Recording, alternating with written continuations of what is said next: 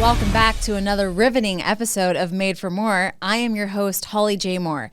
Made for More is a podcast where we talk about all things that will help you show up as the best version of yourself in your life, because we don't want you just surviving on autopilot. We want you to absolutely thrive. Isn't that right, Aaron? That's right. Holly, I'm riveted. Yes. I'm over here just riveted. Aren't we all? Yes. Yes. Riveted. You've not used that word yet during a Made for More taping. That's true. I'm bringing it out special today. I was going to ask if that's by design. Yes, because this episode is going to be riveting. Okay. Yes. I'm ready. I'm ready and riveted. Okay, do you know who we're having on the show today? Whitney Ray Bona. Yes. Yes. She has carved out quite the niche just from doing the research that I've done in the 10 seconds before the episode began. Well, okay, so she's a personal injury attorney, right? Yes. So what do you normally think of when you hear personal injury attorney? Car crash. Okay, yes, me too. Okay. And now, what do you normally think of when you think of like mesothelioma or asbestos? Like old houses, the tiles and attic insulation, things like that. Yes, me too. Have you ever thought of makeup? We are joined today by Whitney Ray Bona, a personal injury attorney out of Florida. Whitney, thanks so much for being here. Thank you so much for having me. I'm so excited to be here.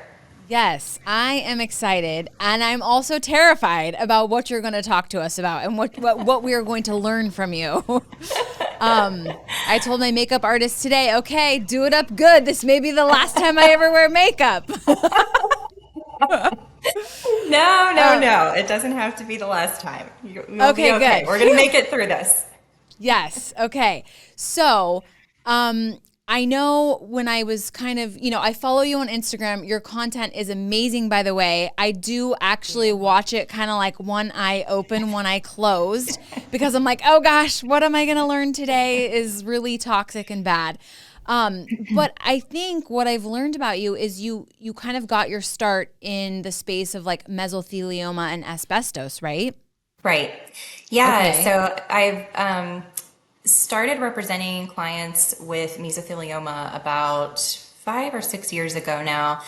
And the firm that I was working for, exclusively handles mesothelioma cases. And so in the beginning, a lot of my cases, it was like, older male clients who, you would typically think of when you think of asbestos or mesothelioma, because and all anybody knows about mesothelioma is the late night infomercials on TV where it's exactly. We've all seen the commercials. Yeah. Yes. Have you or a loved one been diagnosed with mesothelioma?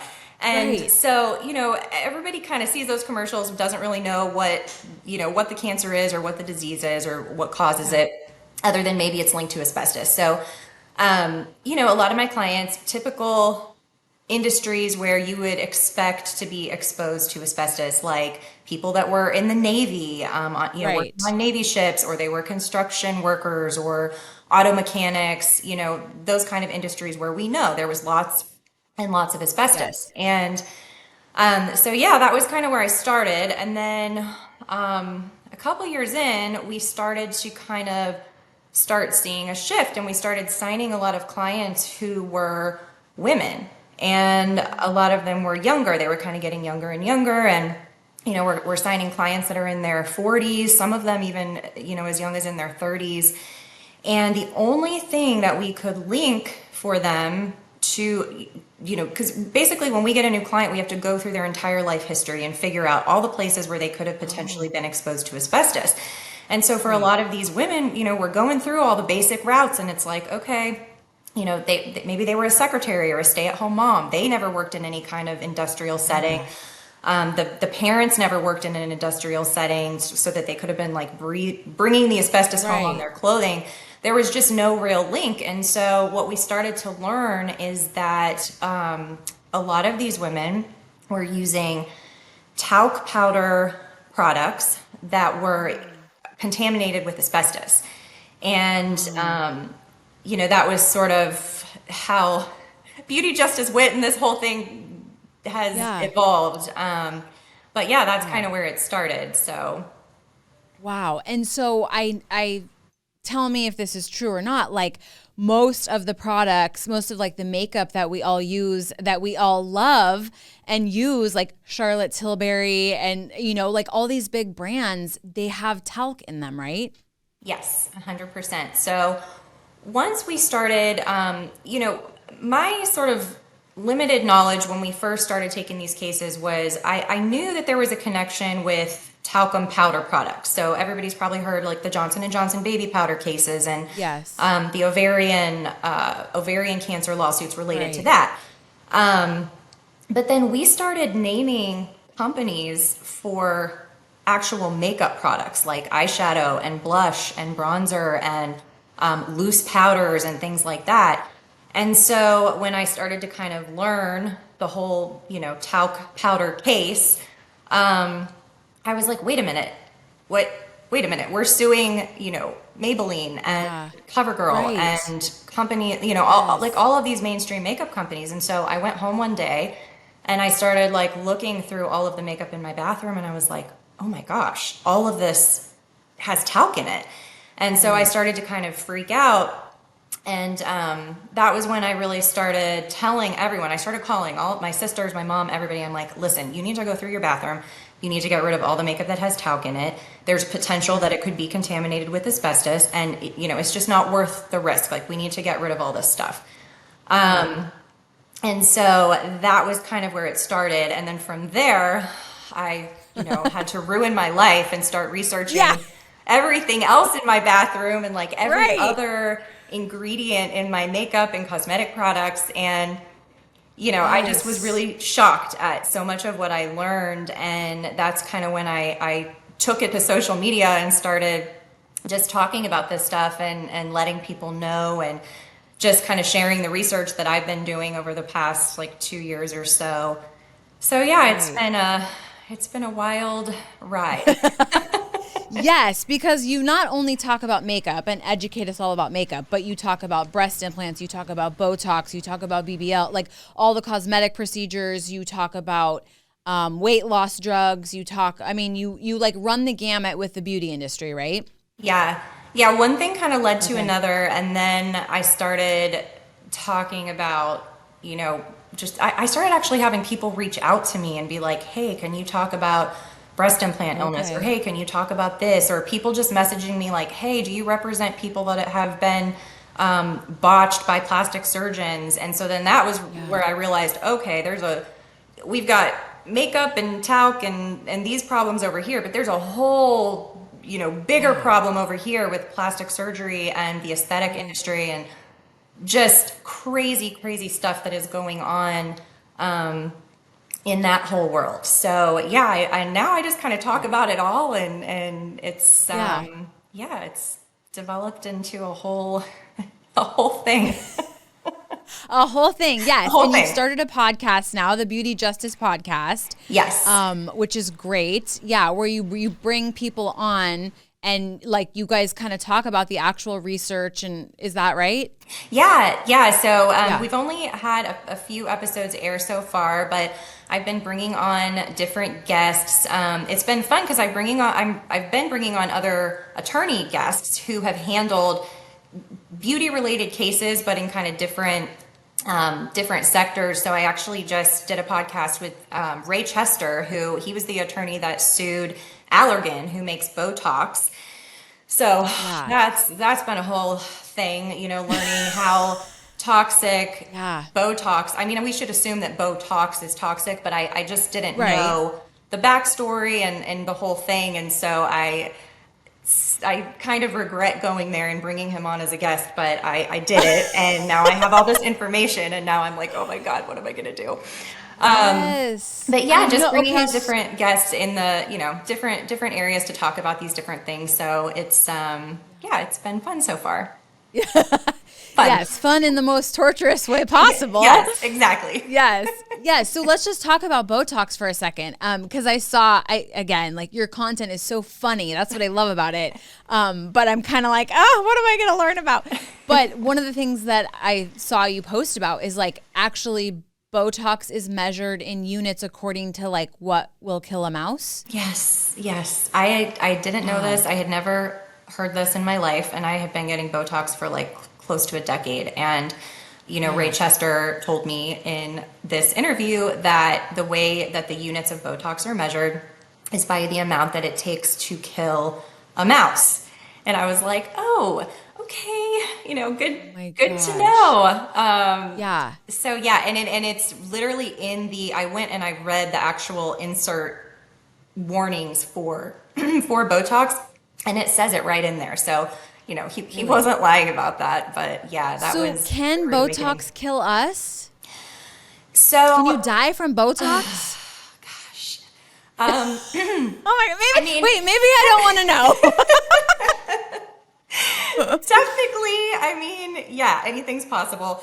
What I learned from him is that your risk of, really the risk is, the big risk with Botox is getting botulism poisoning from the Botox. Okay. And from my understanding and my research is your chances of that happening are higher when you are getting higher doses of Botox, because that's basically, you've been kind of like overdosed. And so that was one of the things though that I learned in this interview, was that most women are getting far beyond what is the FDA approved amount. So the amount that the FDA, the amount that's actually been studied and that the FDA has said is safe to put into someone's face, you know, providers they're putting Botox everywhere now. Like, you go in for Botox. Yes. Yeah. Whitney, what is Holetox? I am dying at this cup. Oh gosh. So yeah, just when I thought that I had learned about every place you could possibly put Botox, I learned the other day that there is a provider in New York City who has trademarked the term Holetox. Wait, I literally have to take a picture of my producer right now because he's like literally dying over there. He was like, oh. Yeah.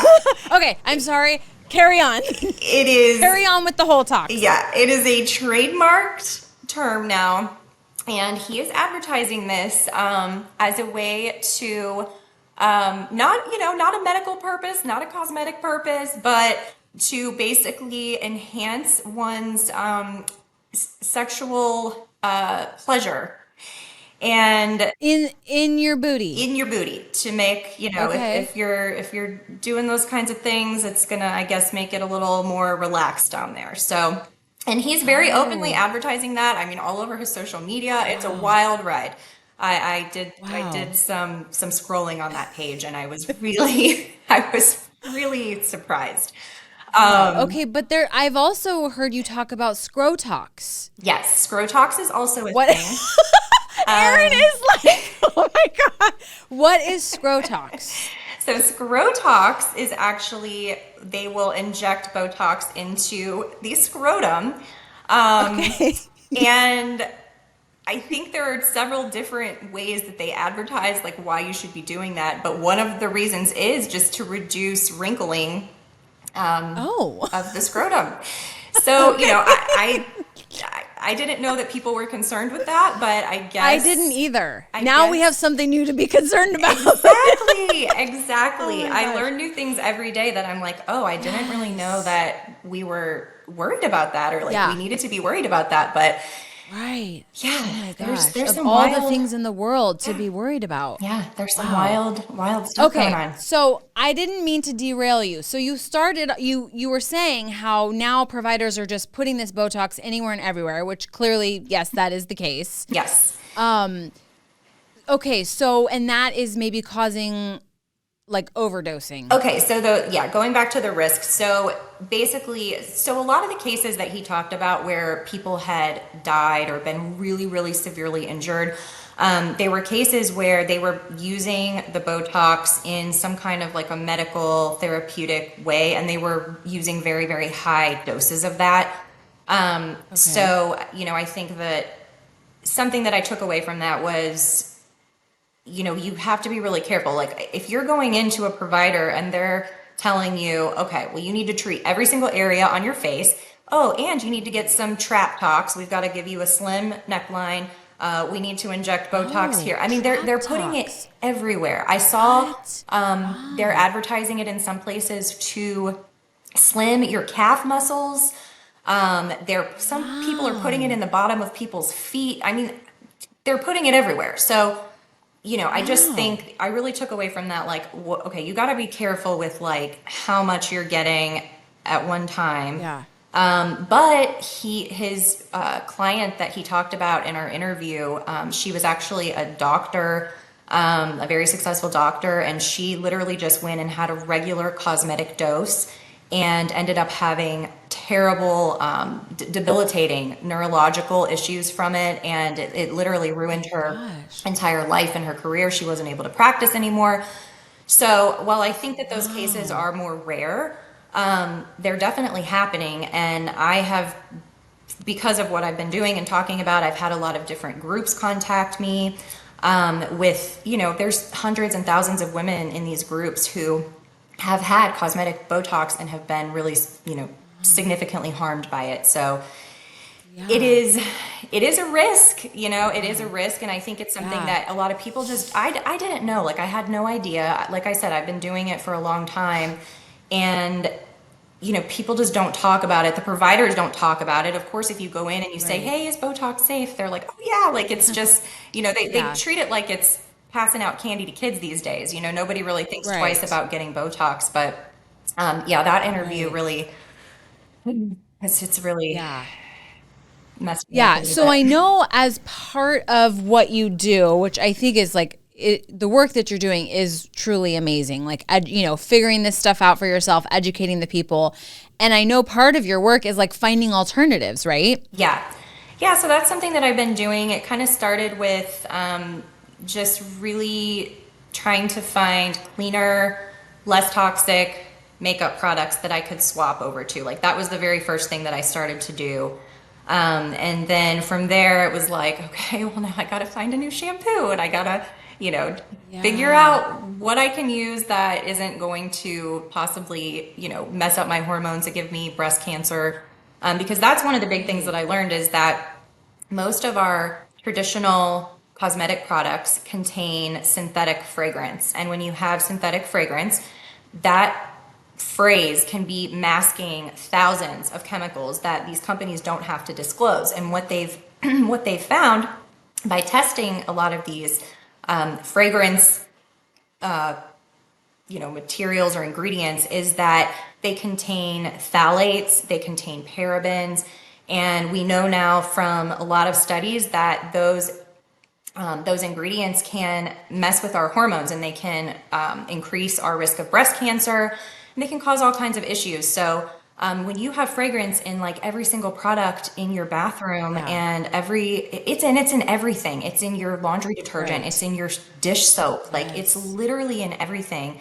And so you're just being exposed to God knows what when you are using these products Right. with the fragrance. So the fragrance, trying to get that out of my house has been, a huge thing. And so, yeah, I do. I try to talk about alternatives and things that I'm switching to. And if I find a really good, some of Yeah. it, it's a lot of it is, it's just, you have to experiment, right? Because you don't know if a product's going to be good or not. And I've definitely bought some stuff that I was like, this is terrible, it doesn't work, or it smells weird, or whatever. Yeah. So yeah, it's been a whole process, just trying to Yeah. find safer alternatives. And then now that learned all the Botox stuff, I'm now trying to find alternatives for that. Like, okay, well, how can I take care of my skin and, try and keep the wrinkles away without having to Yes. inject this Botox? So, yeah. Right. Do you ever just feel overwhelmed by it all, and you're just like, forget it, like I'm going to die anyway. We're all going to die anyway. I mean, do you ever get to that point? Don't, I will say in the beginning, I did feel like that. And I think a lot of people feel like that, because once you do sort Yeah. of open this can of worms, it really trickles out into everything, because then you start to look into, well, what's in Yes. our food, and what's in my Our water food, supply, exactly. and what's in our Yes. tampons. I mean, they just had a study that came out the other day that's Yes. showing our tampons are full of lead and all of these. Yes, I was going to ask you about that too. Yeah, and so Yes. it does, it can feel very overwhelming. And it's still for me. I mean, there's so many things on my list of like, okay, I need to research that. I need to research this. Somebody DM'd me this morning and she was like, Yes. "Can you look into water bottles and tell us which ones are?" And I'm like, "Oh my gosh, I gotta look at the water bottles Now, now." now the water It's bottles. just, a never-ending list of things, but I have kind of Yes. adopted the philosophy that anything that I can do to reduce the amount of toxins that I'm exposed to every day is going to impact my health. And so, whatever that is, I cannot get rid of every single thing in my home. You can't Right. this world is full, everything is toxic, so you can't like Everything is everything, and you toxic. can't like live in a bubble and you Yes. can't be scared of everything. But I think that we can educate ourselves, and for the things where there is a swap, there is an alternative, there's a safer product, Yeah. then yeah, I'm going to switch over to that. But I'm not So as that's what I was gonna ask you. Like, have there been things where you're like, there is no alternative? Like, I'm stuck with this. I like, or I just don't use that product at all. Like, are there things where there is no alternative? So I recently, actually, just the other day, I was about to fully give up on the natural deodorants because I was like, they don't work. Like Right. I have a drawer full of deodorant that just Yes. I've tried them all. I've tried them. Yeah. None of them work. And so I posted the other day because I found a new one that I've been testing out, and I was like, oh my God, I literally think I found one that actually works Oh. and is good.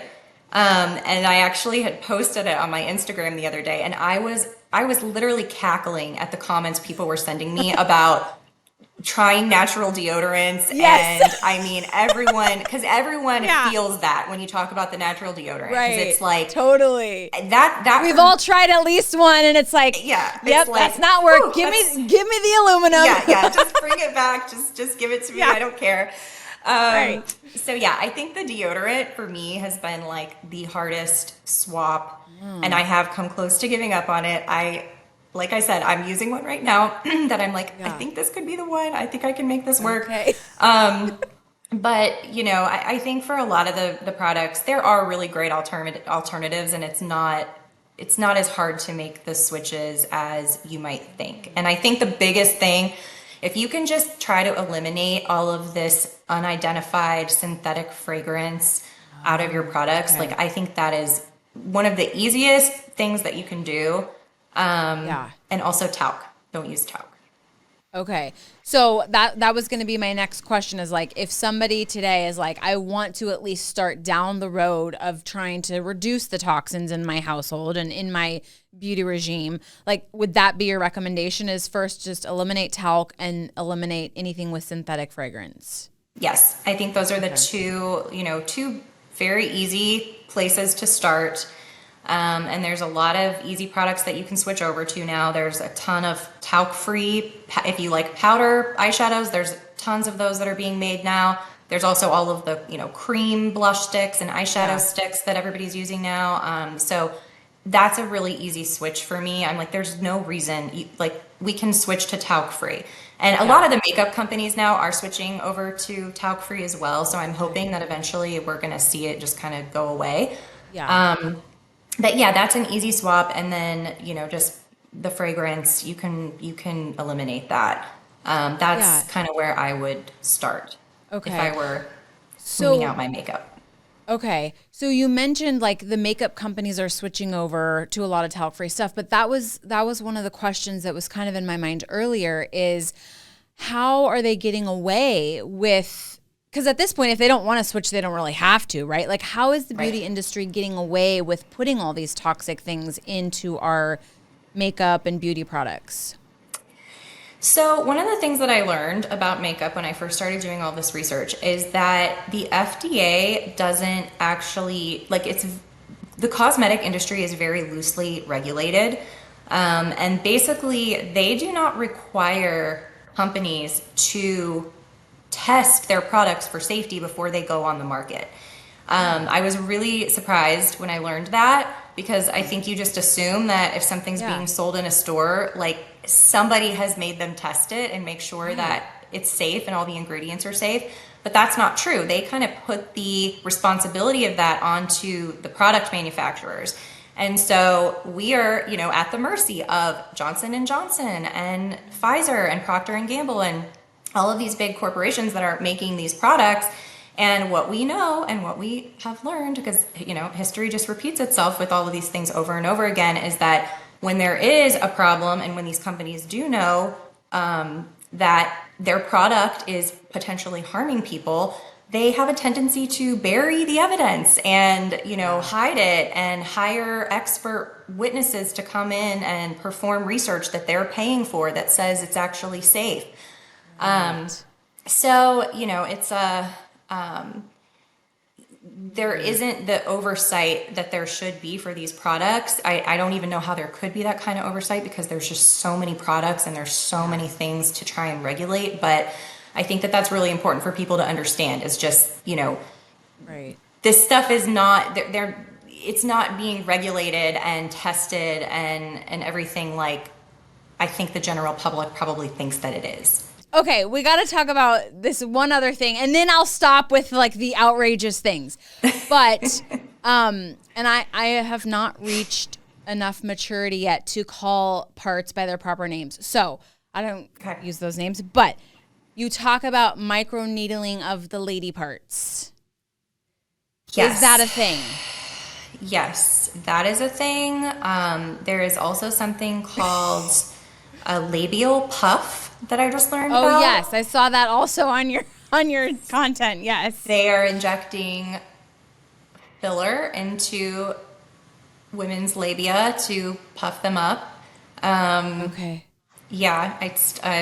Yeah. And is this for looks or what is the purpose of these things? So I think that a lot of it is cosmetic related. Actually, when I posted that, I posted about the labial puff. I had some women messaging me that were like, you know, well, wait until you go through menopause and see what happens to your labia. And I was kind of like, oh, okay, like maybe this is a thing. Like, you know. Yeah. Maybe this is now again something new we will be concerned about that we are not yet aware of. Well, that was what it was to me. I was kind of like, okay, is this just being marketed to women and now we're feeling bad about this part of us because someone is telling us that we should feel bad about it and we need to go do something and spend $900 a syringe to fix? Like, I don't know.